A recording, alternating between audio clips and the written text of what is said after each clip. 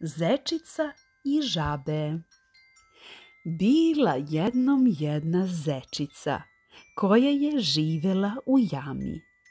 Bila je opsednuta čistoćom i njen dom je uvek bio uredan i pun cveća.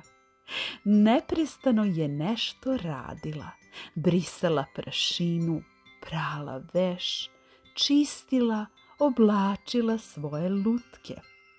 Iako je živjela u miru i sreći, postojao je jedan problemčić koji nikako nije uspevala da reši. Bila je plašljiva. Nije smela da izađe van svog dvorišta, izađe u šumu, jer se bojala drugih životinja i lovaca. Znala je da je problem u njoj, da ne bi trebalo da bude tolika kukavica, ali to je bilo jače od nje, pa je živjela u neprestanom strahu. Dok je jednog dana veselo prostirala veš, iznenada se začuo pucanj. Bum! Prasak je bio tako jak da se jadna zečica prestravila i pohitala da pronađe zaklon. Sirotica se toliko uplašila da je jurila koliko je noge nose. Čak su i šumske ptičice bile iznenađene njenom brzinom.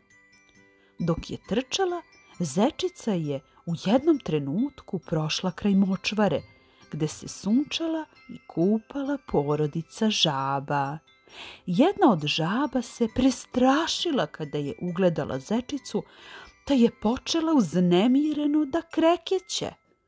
Ostale žabe su pomislile kako im preti velika opasnost, pa su se razbežale. Dok kažeš keks, već sve su bile u vodi. Samo trenutak pre toga su uživale u miru, a sada su se tresle od straha. Ponašanje žaba nateralo je zečicu da se zamisli. Ovo je bio prvi put da se neko uplašio nje. Dakle, nije samo ona bila plašljiva, već i žabe. I to su se uplašile od nje. Neverovatno! Tada je zečica rešila da se više nikada ne plaši. Kraj priče.